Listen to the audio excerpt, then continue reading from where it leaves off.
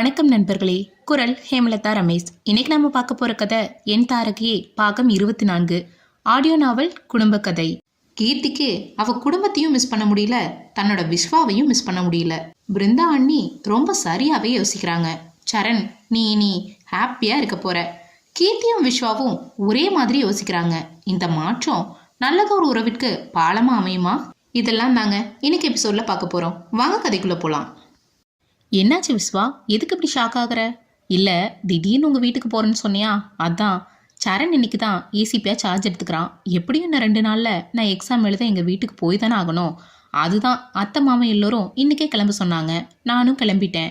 சரி, உங்ககிட்ட டோரியை பார்த்துக்க சொல்லிட்டு போகலான்னு வந்தா நீ என்னோட ஃபோனை அட்டன் கூட பண்ணல. 1 ஹவரா வெயிட் பண்ணிட்டு இருந்தேன் தெரியுமா? பேசாமல் நான் அப்படியே கிளம்பியிருக்கணும். உங்ககிட்ட சொல்லிட்டு போக வந்திருக்கவே கூடாது. ஹே, சாரி கீர்த்தி, நான் தான் முன்னாடியே சொன்னேன்ல, எனக்கு நீ வந்ததே தெரியல என்று சொல்லி கொண்டிருக்க அப்போது கேன்டீனிலிருந்து விஸ்வா ஆர்டர் செய்த ஜூஸ் வந்தது. சார், ஜூஸ் இங்கே வச்சுட்டு போ சதீஷ் என்று சொல்ல அவனும் ஜூஸை அங்கிருந்த டேபிள் மீது வைத்து விட்டு செல்ல வெளியே அனைவரும் சதீஷை சுற்றி வளைத்து நின்றனர். சதீஷ், என்ன ஆச்சு உள்ள? எதுவும் ஆகல, ஜூஸ் டேபிள் மேலே சார் வைக்க சொன்னாரு, வச்சுட்டு வந்துட்டேன். ஆமா, அந்த பொண்ணு யாரு? எனக்கு தெரியல, ஆனா 2 பேரும் ரொம்ப பக்கத்துல உட்கார்ந்துட்டு இருந்தாங்க என்று சொல்லிவிட்டு செல்ல அங்கு இருந்தவர்களுக்கு கீர்த்தி யார் என்று தெரியாமல் தலையே வெடித்துவிடும் போல இருந்தது. கீர்த்தி, இந்தா நீ ஜூஸ் குடி என்று ஜூஸை அவளிடம் நீட்ட அதை வாங்கி குடிக்க ஆரம்பித்தாள். நீ எப்போ கோயம்புத்தூர் போற? உன்கிட்ட சொல்ல வந்தேன், இப்ப சொல்லியாச்சு, இனி அப்படியே கிளம்ப வேண்டியதுதான். அப்ப நானும் உன் கூட வரட்டுமா? உன்னை ட்ராப் பண்ணிட்டு நைட் கிளம்பிடுறேன். உனக்கு இப்போ ஒர்க் இல்லையா? ஓவரால் முடிஞ்சது, ஒரு மெயில் பண்ணா போதும். அப்ப சீக்கிரம் பண்ணு, போலாம் என்று சொல்ல விஸ்வா மெயில் அனுப்பும் வேலையை பார்க்க ஆரம்பித்தான். ஓகே கீர்த்தி, கிளம்பலாம், ஐ எம் டன் என்று சொல்ல கீர்த்தியின் முகம் தன் வீட்டிற்கு போகும் சந்தோஷத்தில் ஜொலிக்க ஆரம்பித்தது. விஸ்வாவும் கீர்த்தியும் வெளியே வர கதவு திறக்கும் சப்தம் கேட்டு அனைவரும் தங்களின் வேலையை பார்க்க ஆரம்பிக்க விஸ்வா அங்கிருந்த தன் பிஏ கணேசி அழைத்து, இன்னைக்கு இருக்க மீட்டிங்ஸ் எல்லாத்தையும் நாளைக்கு போஸ்ட்போன் பண்ணிரு என்று சொல்லி கீர்த்தியை அழைத்து கொண்டு ஆஃபீஸிலிருந்து வெளியே செல்ல அனைவரும், யார் இந்த பொண்ணு? இதுவரைக்கும் சார் எந்த பொண்ணு கூடவும் பார்த்ததே இல்லை. ஆனால் இன்னைக்கு இந்த பொண்ணு பின்னாடி போனாரு, சிட்டப்ஸ் போட்டாரு, தன்னோட ரூம்குள்ளே கூட்டிகிட்டு போனாரு. இந்த பொண்ணு சாருக்கு அவ்வளோ இம்பார்ட்டண்ட்டா என்று தங்களுக்குள்ளே கேள்விகளை கேட்டுக்கொண்டு அமைதியாக தன் வேலைகளை பார்க்க ஆரம்பித்தனர். விஸ்வா டிரைவரை திரும்ப வீட்டிற்கு போக சொல்லிவிட்டு கீர்த்தியை தன் காரில் அழைத்து கொண்டு கோயம்புத்தூரை நோக்கி கிளம்பினான். விஸ்வா, ஏதாச்சும் கிஃப்ட் ஷாப்பில் நிறுத்து, சரணுக்கு கிஃப்ட் வாங்கணும். சரி, இங்கே எதுவும் கிஃப்ட் நல்லா இருக்காது, நான் இன்னும் கொஞ்சம் தூரம் போனதுக்கப்புறம் வாங்கிக்கலாம். ஆமாம் கீர்த்தி, நீ அங்கே போயிட்டு எப்போ வீட்டுக்கு வருவ? 4 எக்ஸாம் இருக்கு விஸ்வா, எப்படியும் அதெல்லாம் முடிச்சுட்டு வர 1 வாரம் ஆகும். 1 வாரம் ஆகுமா? ஆமாம் விஸ்வா, எதுக்கு நீ இவ்வளோ சேட் ஆகுற? இல்லை கீர்த்தி, இந்த 2 நாளாக உன் கூட பேசிட்டே தூங்கி பழகிட்டுனா இனி ஆஃபீஸ்லேருந்து வந்து தனியாக தூங்கணும்ல, அதான் ஒரு மாதிரியாக இருக்குது. அப்படி எனக்கு வீடியோ கால் பண்ணு. எப்படியும் கையில் ஸ்டோரி சொன்னா தான் தூங்குவா, அப்படியே நீயும் தூங்கிரு, எப்படி ஐடியா என்று கேட்க விஸ்வா சரி என்று சிரித்து கொண்டே சொல்லிவிட்டு கார் ஓட்டுவதில் கவனம் செலுத்தினான். சிறிது நேர பயணத்திற்கு பிறகு விஸ்வா காரை ஒரு கிஃப்ட் ஷாப் முன்பு நிறுத்திவிட்டு கீர்த்தியின் புறம் திரும்ப அவள் நன்றாக தூங்கியிருந்தாள். ஓ, மேடம் தூங்கிட்டாங்களா? சரி, நாமளே போய் ஒரு நல்ல கிஃப்டாக வாங்கிடலாம் என்று நினைத்து கொண்டு அவனை சரணுக்காக ஒரு கிஃப்டை வாங்கி கொண்டு திரும்பவும் கார் ஓட்ட ஆரம்பித்தான். சந்துரு ஆன்சைட் விசிட்டிங்கை முடித்துவிட்டு விஸ்வாவின் அறைக்கு வர அங்கு அவன் இல்லை. அப்போது சந்துரு விஸ்வாவுக்கு ஃபோன் செய்ய ஃபோனை கையில் எடுக்க அப்போது உள்ளே வந்தான் கணேஷ். சந்துரு அவனிடம் விஸ்வா எங்கே என்று கேட்க அதற்கு அவன், சார், நம்ம ஆஃபீஸ்க்கு கீர்த்தின்னு ஒரு பொண்ணு வந்தாங்க.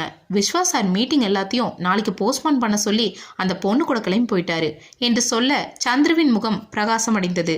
அப்போது Ganesh, sir, if you don't mind, அந்த பொண்ணு யாருன்னு தெரிஞ்சுக்கலாமா என்று கேட்க அதற்கு சந்துரு சிரித்து கொண்டே, இதில் என்ன இருக்கு கணேஷ், அவங்க தான் மிஸ்ஸஸ் விஸ்வா என்றான் டாக்குமெண்ட்டை பார்த்தபடி.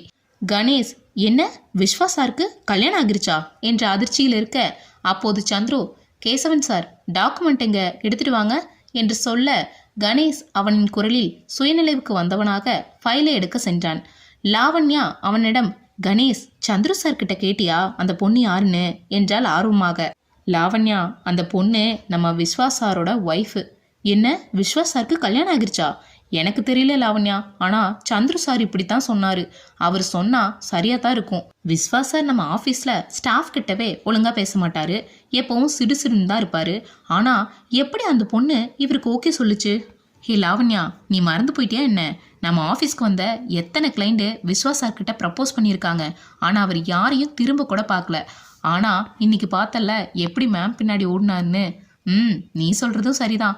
பட் விஸ்வா சார் மாதிரி ஹேண்ட்ஸம் மேன் கிடைக்க அந்த பொண்ணு ரொம்ப லக்கி இல்லை? லாவண்யா, நீ இப்படி பேசிகிட்டே இருந்தா உன்னோட வேலை போகிறது கன்ஃபார்ம். நீ தான் ஏதோ 6 மாதமாக வேலையில் இருக்க. உனக்கும் மற்ற பொண்ணுங்க மாதிரி வீட்டுக்கு போகணுமா என்று கேட்க லாவண்யா வேண்டாம்பா என்று சொல்லி தன் வேலையை பார்க்க ஆரம்பித்தாள். விஸ்வா காரில் கோயம்புத்தூருக்கு அருகில் சென்று கொண்டிருக்க அப்போது அவனின் ஃபோன் அடித்தது. விஸ்வா ஃபோனை எடுத்து பார்க்க ஸ்கிரீனில் சந்துருவின் பெயர் வர ஃபோனை அட்டன் செய்து சொல்லுடா மச்சான், ஆஃபீஸ்க்கு வந்துட்டியா என்றான் விஸ்வா. டேய், நான் ஆஃபீஸ்க்கு வரதெல்லாம் இருக்கட்டும், எங்கே போகிற? என்னோட தங்கச்சி கூட ஜாலியாக போகிறத நீ பார்த்தியா? ஏண்டா? ஏன் மச்சா, என்னாச்சு? நம்ம ஆஃபீஸ் ஃபுல்லாக இன்னைக்கு கீர்த்தி தான் ஹாட் நியூஸு. யார் அந்த பொண்ணுன்னு? ஓ சரி சொல்லு, எங்கே கூட்டிகிட்டு போகிற? என்ன சொல்கிறா கீர்த்தி? அவள் எங்கே சொல்கிறா? நல்லா தூங்கிட்டு இருக்கா. நீ மெசேஜ் பார்க்கலையா? நான் கோயம்புத்தூருக்கு கீர்த்தியை ட்ராப் பண்ண போகிறேன்னு அனுப்பியிருந்தனே. இல்லைடா, நான் இன்னும் வாட்ஸ்அப் ஓப்பன் பண்ணவே இல்லை. சரி, நீ எப்போ ரிட்டன்? நைட் கிளம்பிடுவேன். நான் ஒரு 3 பிளான் செலக்ட் பண்ணி வச்சுருக்கேன். அதிலிருந்து ஒன்று செலக்ட் பண்ணி கேசவன் சாரோட ஒர்க்கை ஸ்டார்ட் பண்ண சொல்லு. சரிடா, நான் பார்த்துக்கிறேன். நீ கீர்த்தி கூட கொஞ்சம் க்ளோஸ் ஆக ட்ரை பண்ணுடா. இன்னும் ஃப்ரெண்ட்ஸாக இருந்தால் எப்படி? அதெல்லாம் எனக்கு தெரியும். நீ ஒழுங்கா நான் சொன்ன வேலையை பாரு, இல்லைன்னா சிவன்யா கிட்ட போட்டு கொடுத்துருவேன். ஐயா சாமி, நான் ஃபோனை வைக்கிறேன், நீ என்னமோ பண்ணிட்டு போ என்று சொல்லி ஃபோனை கட் செய்ய விஸ்வா சிரித்து கொண்டே காரை ஓட்ட அப்போது கீர்த்தி சட்டென்று அவனின் தோள்களில் சாய்ந்து மேலும் வசதியாக தூங்க ஆரம்பித்தாள். கீர்த்தி அவளின் தோளில் வசதியாக சாய்ந்து கொள்ள விஸ்வா அவளின் தூக்கம் கலையாதபடி காரை மெதுவாக ஓட்ட ஆரம்பித்தான். அப்போது விஸ்வா, இப்போ எதுக்கு நான் இவ கூட டிராவல் பண்ணிட்டு இருக்கேன்? பேசாம இவளை டிரைவர் கூடவே அனுப்பியிருக்கலாமே. என்ன ஆச்சு எனக்கு? இவ கூட இருக்கும்போது என்னோட மூளை வேலையே செய்ய மாட்டேங்குது. இவ கூடவே இருக்கணும்னு தோணுது.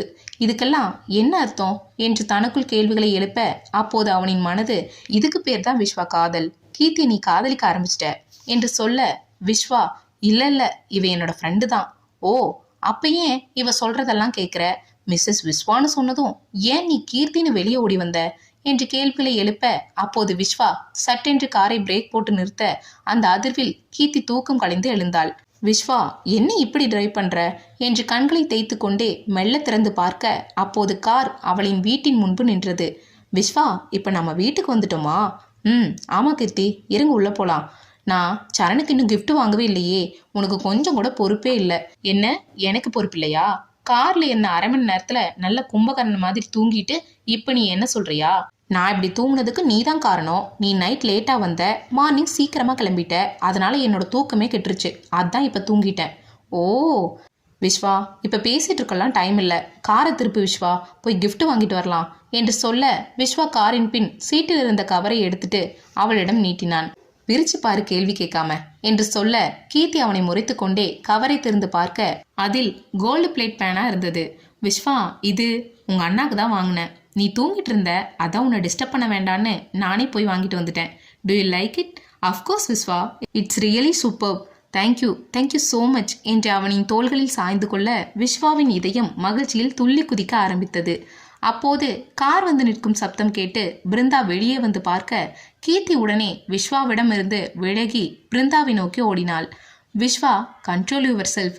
ஃப்ரெண்டுன்னு சொல்லி கல்யாணம் பண்ணிக்கிட்டு இப்படி நீ நினைக்கிறதெல்லாம் ரொம்ப தப்பு என்று தன் இதயத்தை கட்டுப்படுத்தி கொண்டு கீழே இறங்கினான் விஸ்வா. கீர்த்தி, நீ வரன்னு ஒரு ஃபோன் கூட பண்ணல. எப்போ கிளம்புன? வீட்டில் எல்லோரும் எப்படி இருக்காங்க என்று கேட்க கீர்த்தி, உங்களுக்கு சர்ப்ரைஸ் தரலான்னு தான். எப்படி என்னோட சர்ப்ரைஸ்? ஆமாம், கையில் எங்க? உள்ளதான் இருக்கா? வா உள்ள போலாம். விஸ்வா, நீங்களும் உள்ள வாங்க என்று சொல்லி இருவரையும் அழைத்து கொண்டு உள்ளே சென்றாள் பிருந்தா.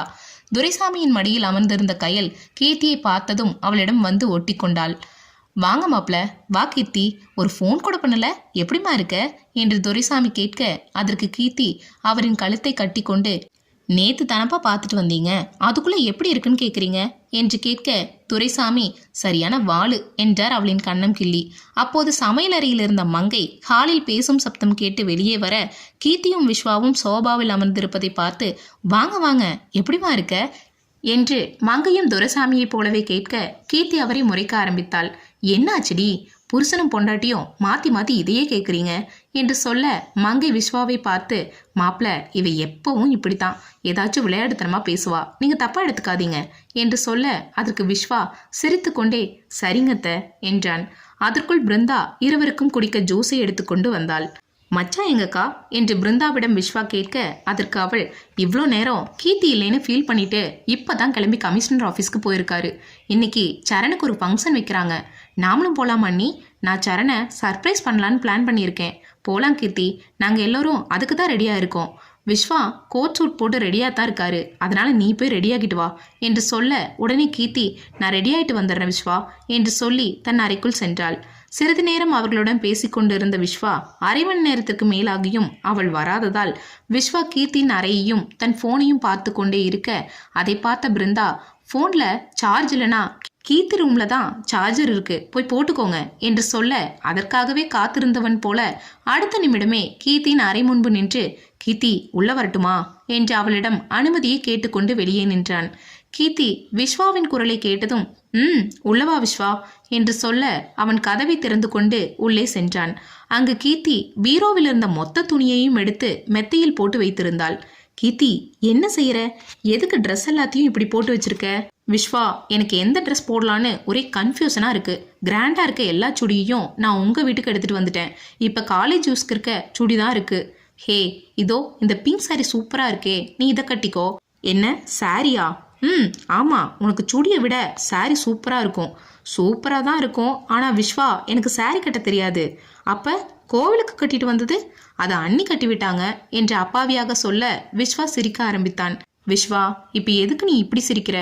பின்ன கல்யாணம் ஆகிருச்சு, ஆனால் சாரி கட்ட தெரியலன்னா எப்படி? ஓ என்ன ஓ, நான் போய் உங்கள் அண்ணியை வர சொல்கிறேன். ஐயோ வேண்டாம் விஸ்வா, அப்புறம் அம்மா கிளாஸ் எடுக்க ஆரம்பிச்சிருவாங்க, ஃபங்க்ஷன் முடிகிற வரைக்கும் நிறுத்த மாட்டாங்க, என்னோட மூட் ஸ்பாயில் ஆயிரும் என்று சொல்லி ஃபோனை நோண்ட ஆரம்பித்தாள். எல்லா அம்மாவும் ஒரே மாதிரி தான் போல. சரி, இப்போ ஃபோனில் என்ன நோண்டிட்டு இருக்க? யூடியூப்ல எப்படி சாரி கட்டுறதுன்னு வீடியோ பார்த்துட்டு இருக்கேன். விஸ்வா சிரித்தபடி, கட்டிருவியா? இப்போ நான் எப்படி கட்டிட்டு வரேன்னு மட்டும் பாரு என்று சொல்லி மெத்தையில் இருந்த ட்ரெஸ் எல்லாத்தையும் எடுத்து பீரோவில் வைத்துவிட்டு கீர்த்தி பிங்க் சாரியையும் ஃபோனையும் தூக்கி கொண்டு ட்ரெஸ்ஸிங் ரூமுக்குள் புகுந்து கொண்டாள். விஸ்வா அந்த அறையில் மாட்டப்பட்டு இருந்த கீர்த்தியின் சிறுவயது புகைப்படங்களை பார்த்து கொண்டே அவற்றை தன் செல்போனில் போட்டோவும் எடுத்து கொண்டிருந்தான். அப்போது கீர்த்தி புடவையை கட்டி முடித்துவிட்டு, விஸ்வா என்ன பண்ணிட்டு இருக்க என்று அவனின் பின்னால் நின்று கொண்டு விஸ்வாவின் தோளை தட்ட, அப்போது இதை எதிர்பார்க்காத விஸ்வா சட்டென்று திரும்ப அவனின் பின்னால் இருந்த கீர்த்தியின் மீது விஸ்வா இடித்து விட அவள் பேலன்ஸ் பண்ண முடியாமல் மெத்தையில் பொத்தென்று விழுந்தாள். கீர்த்தி பொத்தென்று அங்கு இருந்த மெத்தையில் விழ ஏற்கனவே அவள் அரைகுறையாக கட்டியிருந்த புடவை இவள் விழுந்ததில் மேலும் கலைந்தது. கீர்த்தி, இப்படிதான் பின்னாடி வந்து நின்று பயப்பட வைப்பையா? நீ என்ன சின்ன குழந்தையா பயக்க? எரும மாடு மாதிரி வளர்ந்துருக்கல்ல, இப்படி பயக்கிற? என்ன மரியாதை ரொம்ப குறையுது? பின் என்ன விஸ்வா, நானே கஷ்டப்பட்டு யூடியூப் பார்த்து சாரி கட்டிட்டு வந்தா நீ இப்படி பண்ணி விட்டுட்டியே. போ விஸ்வா, நான் மறுபடியும் முதல்ல இருந்து கட்டணும் என்று சொல்ல அதற்கு விஸ்வா, இப்போ என்ன உனக்கு சாரி அட்ஜஸ்ட் பண்ணணும் அவ்வளோதானே? ஆமாம். ஓகே, அப்போ எழுந்து நில்லு, நான் உனக்கு ஹெல்ப் பண்ணுறேன். உனக்கு சாரி கட்ட தெரியுமா? சாரி கட்டுறது என்ன அவ்வளோ பெரிய விஷயமா என்ன? நாங்கெல்லாம் காலேஜ் டைமில் எவ்வளோ ட்ராமா போட்டிருக்கோம் என்று சொல்லி கீர்த்தி ரியலி என்று கேட்டுக்கொண்டே எழுந்து நின்றாள். விஸ்வா சாரியின் பிளீட்ஸை சரி செய்து அயன் பாக்ஸ் வைத்து தேய்க்க முன்பு இருந்ததை விட அவள் கட்டிய சாரி அவளுக்கே அழகாக தெரிந்தது. அவ்வளோதான் கீர்த்தி, உன்னோட சாரி நீட் ஆயிருச்சு, இப்போ ஓகே தானே? வாவ் விஸ்வா, நீ செம்மையா ஐடியா பண்ற, நீ ஒரு ஆல்ரவுண்டர் தெரியுமா என்றால் அவனின் தோள்களை தட்டியபடி. அதற்கு விஸ்வா, ஓ அப்படிங்களா மேடம் என்று கேட்க கீர்த்தி சிரிக்க ஆரம்பித்தாள். அப்போது கீர்த்தி ரெடியா என்று பிருந்தாவின் குரல் கேட்க இருவரும் வெளியே வந்தனர். கீர்த்தி இவ்வளவு அழகாக சாரியை கட்டி கொண்டு வருவதை பார்த்த மங்கையின் கண்கள் ஆச்சரியத்தில் விரிய பிருந்தாவின் மனம் விஸ்வா சூப்பரா கட்டிவிட்டு இருக்காரே என்று நினைக்க ஆரம்பித்தது. துரைசாமி கையிலை தூக்கி கொண்டு கிளம்பலாமா என்று கேட்க விஸ்வா அனைவரையும் ஃபங்க்ஷன் நடக்கும் இடத்திற்கு அழைத்துச் சென்றான். சரண் சுற்றிலும் காக்கி யூனிஃபார்ம் போட்ட போலீஸ் அதிகாரிகளுக்கு நடுவே தன் குடும்பத்தை எதிர்பார்த்தபடி அமர்ந்திருக்க அவனின் காத்திருப்பை அதிகரிக்காமல் அனைவரும் ஃபங்க்ஷன் நடக்கும் இடத்திற்கு வர, அப்போது சரண் தன் அம்மா அப்பா பிருந்தா கையிலுடன் கீர்த்தியும் விஸ்வாவையும் வருவதையும் பார்த்தவன் அவர்களை நோக்கி ஓடி வந்தான். கீர்த்தி, மாப்பிள்ள எப்போ வந்தீங்க? நான் உங்களை எதிர்பார்க்கவே இல்லை என்று சொல்லி கீர்த்தியை தன்னோடு சேர்த்து அணைத்து கொள்ள அப்போது கீர்த்தி எப்படி இருந்துச்சு எங்களோட சர்ப்ரைஸ் என்றாள் கண்களை சிமிட்டியபடி. தேங்க்யூ ஸோ மச் டி, நான் உன்னை ரொம்ப மிஸ் பண்ணேன். உன்னோட ஃபங்க்ஷனுக்கு நான் எப்படி வராமல் இருப்பேன், கிஃப்டோட வந்திருக்கேன் என்று சொல்லி விஸ்வாவை பார்க்க அவள் பார்வையில் அர்த்தம் புரிந்தவனாக தன் பாக்கெட்டில் இருந்த பேனாவை எடுத்து சரணின் கையில் தந்தான். விஸ்வா, எதுக்கு இதெல்லாம்? எனக்கெல்லாம் எதுவும் தெரியாது மச்சான். நீங்கள் ஒவ்வொரு தடவையும் சைன் பண்ணும்போது அவளோட ஞாபகம் வரணும்னு வாங்கியிருக்கா என்று சொல்ல அதற்கு பிருந்தா, இவர் அவளை மறந்தா தானே நினைக்கிறதுக்கு என்று சொல்ல அப்போது the best cop of Coimbatore city award goes to mister Saran என்று மைக்கேல் அனௌன்ஸ் செய்ய சரண் அந்த அவார்டை பெற்றுக்கொள்ள மேடை நோக்கி சென்றான். சரண் அங்கிருந்த கமிஷனரின் கையில் அவார்டை பெற்றுக்கொண்டு அதே மேடையில் ஏசிபியாக பொறுப்பை ஏற்றுக்கொண்டான். சிறிது நேரத்தில் விழா முடிந்து அனைவரும் வீட்டுக்கு வந்து சேர்ந்தனர். வீட்டில் சிரிப்பு சப்தம் மட்டுமே கேட்க கீர்த்தி எப்போதும் போல சரணை விட்டு அகலாமல் அவன் அருகிலேயே அமர்ந்திருக்க அப்போது துரைசாமிக்கு தொலைந்து போன தன் குடும்பத்தின் சந்தோஷம் மீண்டும் கிடைத்துவிட்டது போன்று தோன்ற ஆரம்பித்தது. மணி 9 நெருங்க ஆரம்பிக்க அப்போது விஸ்வா, நான் கிளம்புறேன் என்று சோஃபாவிலிருந்து எழுந்திருக்க அப்போது துரைசாமி, இருங்க மாப்பிள்ள, காலையில் போகலாம் என்று சொல்ல அதற்கு அவன், இல்லை மாமா, இன்னைக்கு இருக்க மீட்டிங்ஸ் எல்லாத்தையும் நாளைக்கு போஸ்ட்போன் பண்ணிட்டு வந்திருக்கேன். காலையில் சீக்கிரமாக ஆஃபீஸ்க்கு போகணும். கீர்த்தி எக்ஸாம் முடிகிற வரைக்கும் இங்கே தான் இருப்பா என்று சொல்ல சரணின் முகமும் பிருந்தாவின் முகமும் மேலும் சந்தோஷமடைந்தது. அவர்கள் அதை வெளிக்காட்டாமல் இருக்க கையலோ, ஐ ஜாலியத்த, நீ நைட் தூங்கும்போது நிறைய ஸ்டோரி சொல்லு என்று சொல்லி அவளின் கால்களை கட்டி கொண்டாள். அப்போது மங்கை சமையல் அறையிலிருந்து ஊறுகாய் பாட்டிலை எடுத்து வந்து, மாப்பிள்ள, இதை உங்க அம்மா சித்திக்கிட்ட தந்துருங்க என்று சொல்ல விஸ்வா அதை வாங்கி கொண்டு அனைவரிடமும் விடைபெற்று வெளியே செல்ல அதுவரையில் அமைதியாக இருந்த கீர்த்தியின் மனம் எதையோ இழந்தது போன்று படபடக்க ஆரம்பித்தது. அப்போது மங்கை அவளிடம், கீர்த்தி, போய் வழி அனுப்பிட்டு வா என்று சொல்ல கீர்த்தி உடனே அவனை தேடிச் சென்றாள். விஸ்வா காரின் அருகில் செல்ல அப்போது கீர்த்தியின் கால் கொலுசின் சப்தம் கேட்டு திரும்பி பார்க்க கீர்த்தி அவனை நோக்கி ஓடி வந்து கொண்டிருந்தாள். கீர்த்தி, மெதுவா வா, எங்காச்சும் விழுந்துராத. நான் மெதுவா வந்திருந்தா நீ இந்நேரம் கிளம்பி போயிருப்ப என்றால் மூச்சு வாங்கி கொண்டே. ஆமா, கண்டிப்பா கிளம்பி போயிருப்பேன். நீங்க தான் என்னை கண்டுக்கவே மாட்டேங்கிறீங்களே மேடம். எப்போதும் உங்க அண்ணா அண்ணி கயல்னு அவங்க பின்னாடியே சுத்திட்டு இருக்கீங்க. சாரி விஸ்வா, நான் இது வரைக்கும் அவங்கள விட்டு பிரிஞ்சதே இல்லை. காலேஜ் ட்ரிப் கூட 1 டே ட்ரிப்புக்கு மட்டும்தான் போவேன். அதான் அவங்கள பார்த்ததும் நான் கொஞ்சம் உன்னை மறந்து போயிட்டேன். ஓ, அப்போ எதுக்கு இப்போ ஓடி வந்தீங்க? என்னோட டோரியை நல்லா பார்த்துக்கோன்னு சொல்லத்தான். சரி, சொல்லிட்டுல, கிளம்பு என்று சொல்லி கார் கதவை திறக்க போக கீர்த்தி சட்டென்று அவன் கையை பற்றி கொண்டாள். விஸ்வா, நான் சும்மா சொன்னேன், உடனே கோச்சுக்காத. உனக்கு பாய் சொல்ல தான் வந்தேன். ஓகே, நான் சும்மா உங்ககிட்ட விளையாடினேன். சரி, எப்போ வீட்டுக்கு வர? நான் சீக்கிரம் எக்ஸாம் முடிச்சுட்டு வந்துடுறேன். அது வரைக்கும் நீ என்னோட தொல்லை இல்லாமல் ஹாப்பியாக இரு. நீ இல்லைன்னா தான் தொல்லையே என்று தன் மனதில் நினைத்து கொண்டு, ஆர் யூ ஷியூர்? எக்ஸாம் முடிஞ்சதும் வந்துடுவதானே என்றான். ஆமாம் விஸ்வா, எக்ஸாம் முடிஞ்சதும் வந்துடுறேன். நீ வீட்டுக்கு போனதும் மறக்காம கால் பண்ணு.